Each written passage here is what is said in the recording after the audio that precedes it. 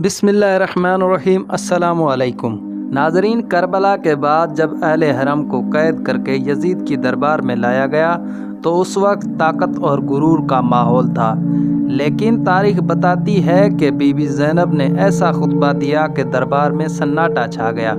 شیخ طبرسی اپنی کتاب الاحتجاج میں نقل کرتے ہیں کہ بی بی زینب نے یزید کو مخاطب کر کے فرمایا، اے یزید، کیا تو یہ سمجھتا ہے کہ جب تو نے زمین و آسمان کے کنارے ہمارے لیے تنگ کر دیے اور ہمیں قیدیوں کی طرح دربار میں لایا تو ہم اللہ کے نزدیک ذلیل ہیں اور تو عزیز ہے؟ سید ابن طاؤس لوف میں لکھتے ہیں کہ بی بی زینب نے یزید کو للکارا اور فرمایا، اب تو اپنی پوری کوشش کر لے، اپنی سازشوں کو آزما لے، لیکن خدا کی قسم تو کبھی ہمارے ذکر کو مٹا نہیں سکتا، وحی کو ختم نہیں کر سکتا، اور یہ داغ تیرے دامن سے کبھی نہیں دھلے گا۔ یہ وہ کلمات تھے جنہوں نے یزید کے تخت و تاج کو ہلا کر رکھ دیا۔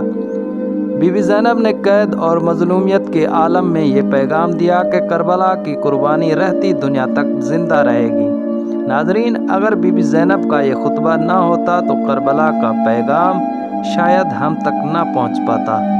آج بھی یہ الفاظ ہر مظلوم کے لیے ہمت اور ہر ظالم کے لیے للکار ہیں۔ یہ واقعہ مستند شیعہ کتابوں کے حوالے سے پیش کیا گیا ہے۔